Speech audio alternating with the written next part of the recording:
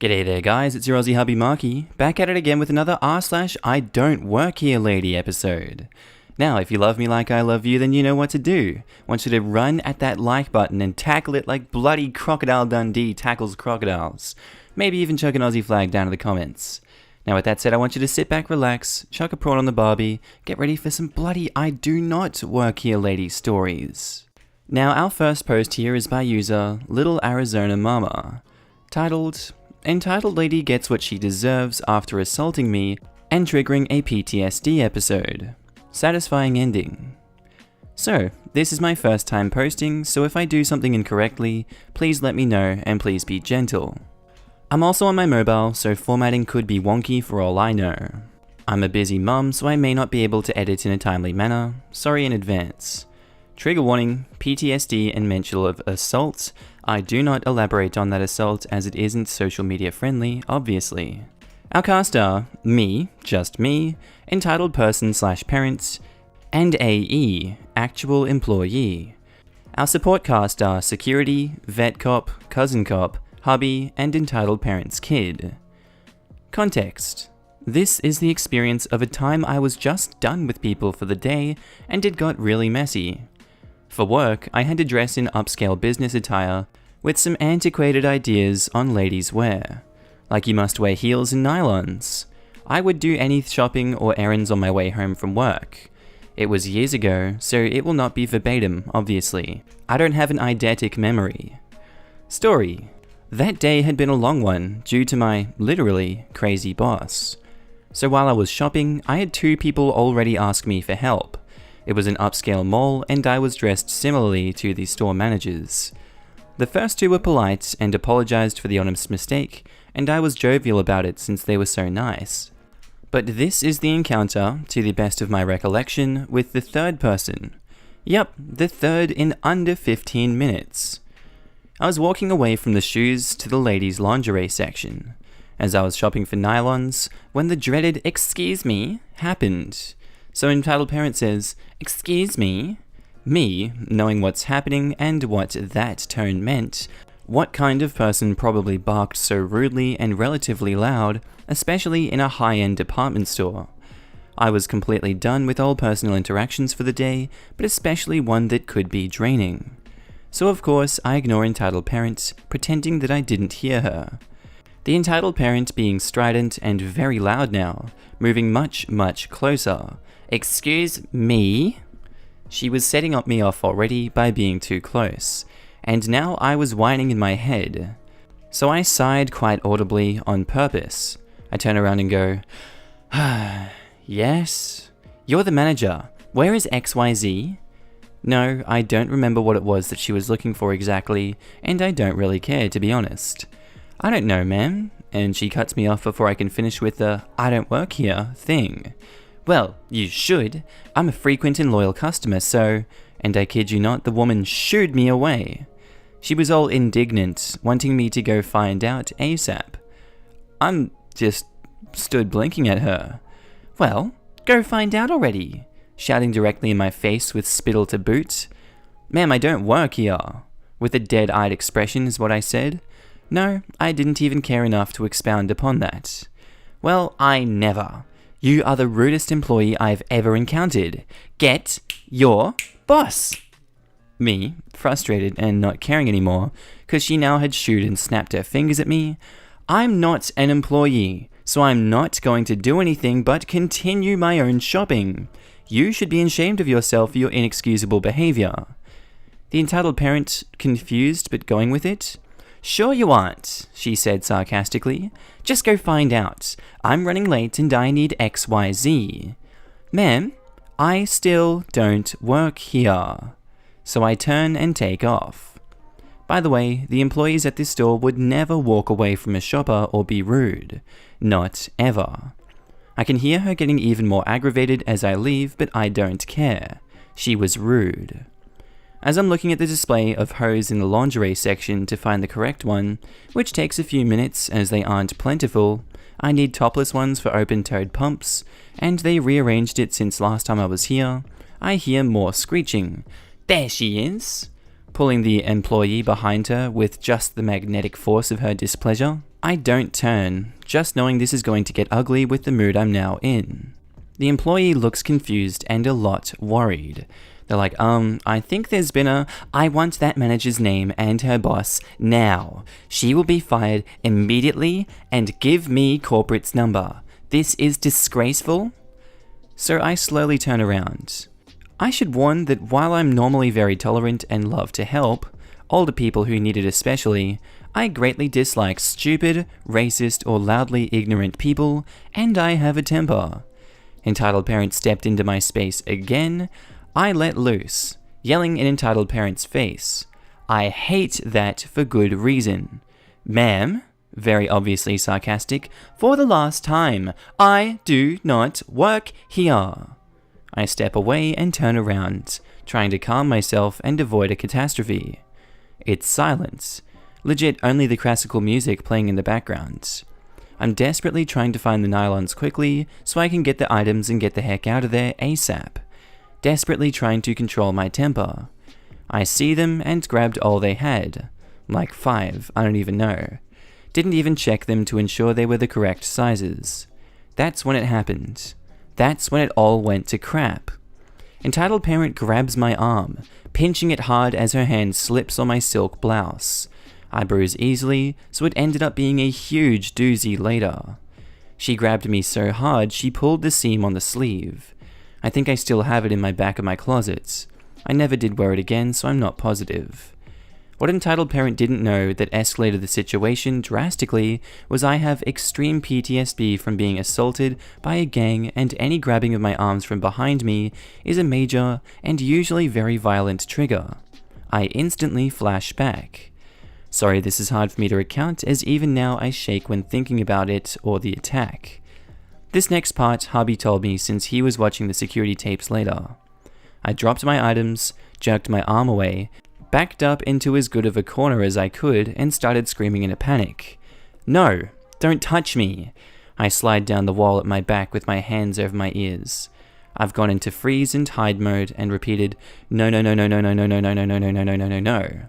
Entitled parent then made the mistake of moving closer again in an aggressive manner. I remember some of this part. I looked up into her malicious face and went straight into fight mode, standing up abruptly and into her face screaming aggressively, "No, you don't get to hurt me!" I'm not entirely present yet, but know something's off, as there are no men near me. This is a huge lucky break, because any men near me at the moment would have immediately made me go berserk and attack. I'm still in my aggressive stance, but started saying something along the lines of, "Just leave me alone, go away," and more, "No, no, no, no, no, no, no." Entitled parent backed up, and I imagine she thought I was some crazy person, and she would have been correct right then. Somehow, the store employee knew I wasn't entirely there, and traumatized somehow. My pupils were probably blown wide, and with the automatic sobbing, my mascara was already streaked down my cheeks. Hubby said I looked haunted when he picked me up later, as I was too distraught to drive home. The employee calmed me down a little as I noticed I wasn't being attacked at that moment. That's when security arrived to see us still sobbing, shaking, firmly on the throes of panic attack from the flashback, and adrenaline-crazed person. Problem: security was all male. Back into the flashback I go, screaming and freaking out violently.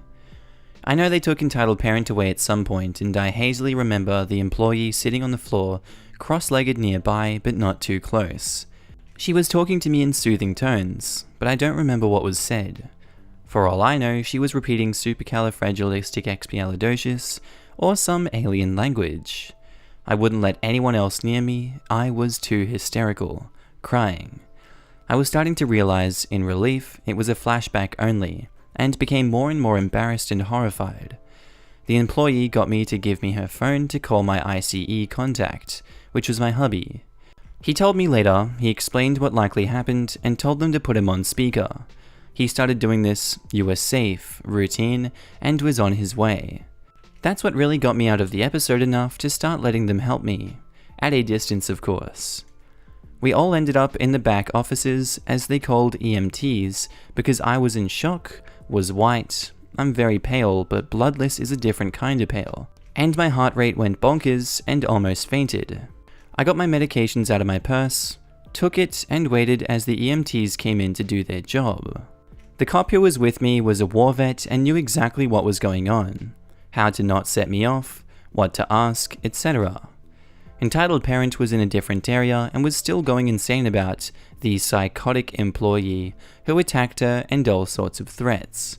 So when hubby got there, he heard what she was told the cops he knew I would press charges on anyone who grabbed me and treated me like that.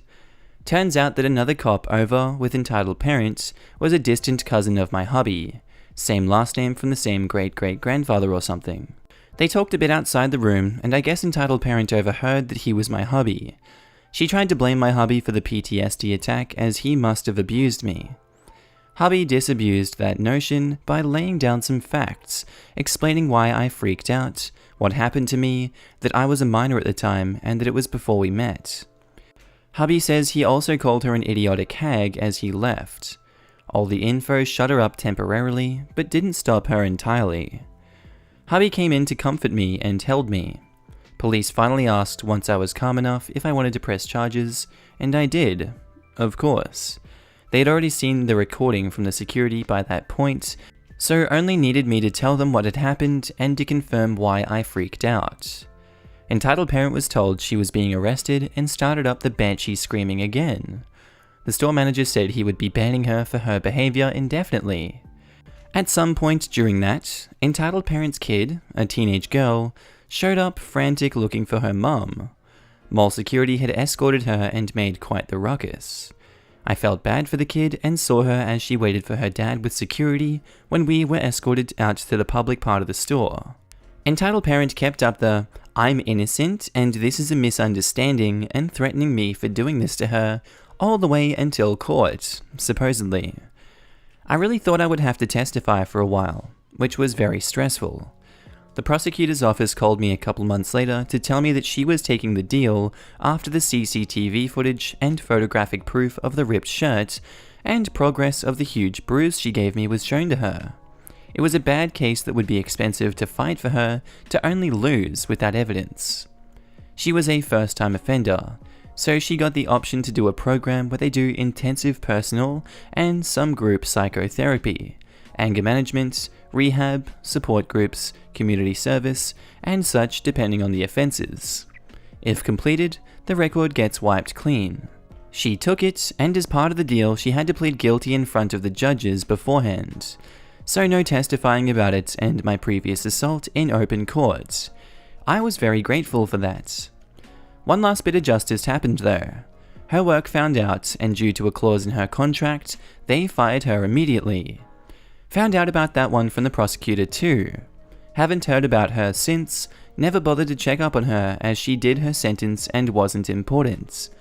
By the way, I still hate hosiery, and this wasn't the only time someone grabbed me in public and I freaked out on them. Most recently was this last summer.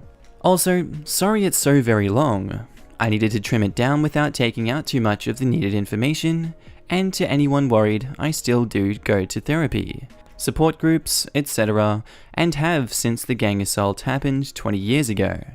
You don't get over something like this, but I'm managing pretty well for the most part. Edit. This was in the Greater Phoenix metro area, and it happened over a dozen years ago, so I'm doing much better for those concerned. I could get a service dog for crowding, but they are expensive, and insurance doesn't like to cover them if they aren't for the blind. I've had a lot of time to recover, so the need isn't there as much for it to justify the costs, and then there's the fact that I'm slightly allergic to dogs. I use symbols on the censored words mainly for my personal well-being, to not trigger other survivors or bots and cause it to be removed until reviewed. I'm keeping it that way for those who want to read in places that those words would jump out of the pages, and for all those who are survivors like me, as I don't want them to be triggered by the words as well. FYI, writing this took a lot emotionally, and just putting it in the text was very blatant. I didn't need to add that. This has been cathartic though. Thank you. You guys are awesome and so supportive. I can't believe how amazing you all are. For whoever gave me awards, you're the best. I don't know what some of them mean, as I'm still relatively new to Reddit, but I'll figure it out. Well damn, that was a long one, but I really hope you guys enjoyed that one. And our next post today is by user Local Librarian, titled, "Actually Ken, I don't work here anymore, or for you." So a friend of mine recently reminded me of this, the absolute best time I ever had dealing with a Karen in the wild. It happened about 30 years ago, so I'm going strictly by memory here. I also have no clue what the name for a male Karen is, so I'll call him Ken. Sorry this came out so long, but I think you'll enjoy it. TLDR at the bottom. So I used to work for a chain convenience store, and back in the late 80s, it ran into financial trouble. Corporate decided that to cut costs, they would sell off/shut down all locations that didn't have a gas station attached. This included my location. Once the stores were sold/closed, our positions would be eliminated and we'd be out of a job. Although, I was the only assistant manager for our location, so I was effectively running things as corporate had decided to pull my manager off to a different location, and the assistant would be good enough, since the store was closing anyway. Now on to this story. Our cast are HH, head honcho guys from corporate, in charge of selling the store, slightly involved near the end. Ken, entitled dude who bought our location, and of course, moi, smiley face. Once Chain announced that we were closing the stores, it was no secret that we would be shutting down. Of course, us employees were still expected to give good customer service. That was usually no problem as we were in a good area and had pretty decent customers. They liked us, we liked them. But at the same time, we had no flips to give for the occasional Karens. It was nice being able to shut them down. What were they gonna do, fire us? Ha! Good times. I wish I could remember specific instances, but 30 years. They all kinda run together now. The most entitled of all though was Ken. Turns out, he had bought our location from Chain and would be taking over in about a month and a half. During that time, I was working with head honcho guys from corporate, doing things at store level for the sale. Meanwhile, Ken came in a few times a week, demanding that certain things be done as if he already owned the place. He wanted us to change displays, order specific products, etc. Head honcho guys had already told me to ignore his demands, so all of them were met with some variation of, "No Ken, I work for Chain, not for you, and this isn't your store yet," which sent Ken off in all his huffing glory, yelling that I wouldn't be acting like that once he ran the place. Fast forward to the final day. All the other employees had worked their last shifts, and as acting manager, I opened the store that morning. HH guys arrived to go through whatever they needed, and shortly before noon, Ken showed up. Ken and head honcho guys went into the back, and once they came back out, we closed the store in order to finalize everything. Head honcho guys and I cashed out the register for the last time, and most importantly, I turned over my key to the store. Once that was done, something close to the following happened. Head honcho guys are like, "Okay Ken, we're done, it's all yours now," and they start packing up to leave. And I'm like, just making sure, Chain no longer owns this location. Ken is in charge now, yes? Head honcho confirms, so I step out from behind the counter. Of course, Ken starts yelling. I think yelling was his default mode. "Where do you think you're going? Home? What does it look like? You get back here and get your ass back behind that counter where it belongs." I'm calmly like, "No, I don't work for you." "What do you mean no? I told you things would be different when I took over here, and now you have to do what I tell you to do." Me, with a huge grin on my face, say, "You just don't get it, do you?" Ken looks confused. "You bought the store, you bought the inventory, but you did not buy the employees, and you sure as hell didn't buy me. So I'll say it one last time, and try to get this through whatever the functional cells you may be floating around in your empty head. I don't work for you. Never have, never will. And since chain store number 1234 no longer exists, I don't work there anymore. Since I'm no longer needed here, nod to the head honcho guys, I am leaving." Ken starts sputtering and yelling incoherently, realizing he now has nobody to work the register, as I walk to the doors for my last time. Of course, I can't help myself. As I'm pushing the door open, I turn around and give Ken my best customer service smile and a cheery, "Have a nice day." If I remember correctly, the store didn't open again for a couple of days, at least while Ken tried to hire some employees. But anyone from the neighborhood who had seen him treating us so badly before the sale wanted nothing to do with him. And even once it reopened, it didn't last long. ETA, I've seen some comments going on about employment contracts, how our jobs should have transferred to the new owners, etc. So just to clear things up a bit, I hope. 1. US doesn't have employment contracts, as apparently other countries do. As noted in the original post, corporate told us up front that once the store was sold and shut down, we would be out of a job. 2. If Chain had been bought out by another company, then maybe our jobs would have transferred over. But Ken bought one location, not Chain as a whole or even multiple locations. 3. Ken never asked any of us if we wanted to stay on and work for him.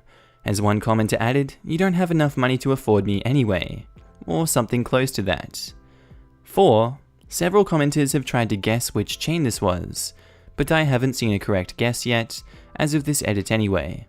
I'm a bit hesitant to add that, since much to my surprise, Chain is still in existence. Although I googled them after posting this story, and according to their website, they're down to less than a dozen stores now. Righto, and our next post is by Dragon Ridge 101, titled, "Old Lady Tries to Get Her Phone Fixed at a Japanese Restaurant." So I used to work at a Japanese restaurant in a fairly big shopping center, and we were next door to a computer phone and repair place, keep in mind. It was a normal Sunday. We opened at 4 o'clock for dinner, but workers would show up 45 to 30 minutes early to prep. So I get to work around 3:10ish, and my boss hasn't arrived yet to unlock the door for workers. And a random lady walks up to me and asks, "Do you work here?" And I say, "Yes," thinking she's talking about the restaurant. She says, "I have Cox Home Life," or whatever it's called, and it won't let me view my security cameras from my phone. I'm confused at this point. Think she's maybe just asking a young person if they know what to do about it. And I say, "I'm sorry ma'am, I don't have Cox, I have Verizon. I don't think I know what to do to help you." And she goes, "It doesn't matter what you have, you should know how to help me. Where's your boss?" And I say, "He's not here yet. I'm waiting for him to unlock the doors." And she says, "I want to talk to him." My boss was Chinese, and I had a lot of trouble understanding him. I say, "He doesn't speak very good English." Then she says, "He should, he has to run a business." Then I finally realized she thought that I worked at the PC place. Yeah, I'm kinda slow. Then I say, "Ma'am, this is Japanese restaurant. You want next door." And then she goes, "Oh!" Then walks away. Then my boss walks up and asks what that was all about, and I tell him, some old lady wants me to fix her phone. Radio gamers, and our last post for today is by EyeReadReddit, titled, "From Raging to Wholesome, Oh My." So, a while back I posted an Idontworkherelady story, which I was at a local Walmart, and and ended up having a manager screaming and hollering at me from behind, which I don't hear due to my severe hearing loss, and didn't even notice until my roommate finds me in the aisle being yelled at, and explained to the manager he's deaf and doesn't work here, resulting in an apology and a gift card. Well, this is an extension of that previous story, but it's short and sweet. My hubby's stimulus check didn't hit his Walmart debit card like it was supposed to, so it got sent back to the IRS, resulting in him having to have a check sent to him. He gets said check in the mail, and we want to go cash it. So our hippie neighbors agree to drive us there and wait, knowing we're going to get a little shopping too. This was already told to them prior that we'll get a few things. So, while my hubby is waiting in line at the service desk and subsequently having the employee screw things up and screw him out of some money, deposit this to my card, and she makes it out cash and charges him for it. "Oh, I can put it on the card for you." Charges him more to put it on the card. Jesus Christ. So, while he's doing that, I have a buggy and I'm zooming around the store, just grabbing all the items requested of me, and that singular manager that had previously chewed me out was waving to get my attention, instead of tapping me on the shoulder. I get more waves now than shoulder taps, which I'm fine with if you're patient for me to see and notice you. The manager signs to me learning signing, you deaf, no hear, me hear, you understand me? Of course I said, yes I understand you, verbally. The manager smiles and signs, help you? To which I said, no thanks, I'm fine. I'm rather used to locating things on my own. And she signs, nice day, and leaves with a smile. So she went from raging at me, mistaking me for an employee, and giving me a discount for her mistake, to learning to sign and apparently eager to show what she's learned. I'm not even mad. I think more people should learn how to sign. I mean, you could learn any language for a second language, but you're less likely to actually go to France or Japan than you are to literally lose your hearing. So learning to sign is a great option and does count as a second language on your resume. Overall, I just find it neat how a previous I don't work here lady situation evolved into something being inspired and motivated to learn a whole new language. Right, that's where I'm going to leave today's episode, guys. I really hope you enjoyed this I don't work here lady series. It's been a nice one so far, and I'm keen to read more in the future. Tell me what you guys thought about this one down in the comments. As always, I love your faces, and I'll see you in the next episode. Don't forget to go onto my channel, and on the right side of it, you can subscribe to Storyhawk. If you're on the phone, you just click on my profile, click channels on there. There's Markee too, I'm going to be uploading on that soon, and there's also Storyhawk, which is my mate. If you can show him some love, I'd love you for that. As always, I'll see you in the next one. Bye!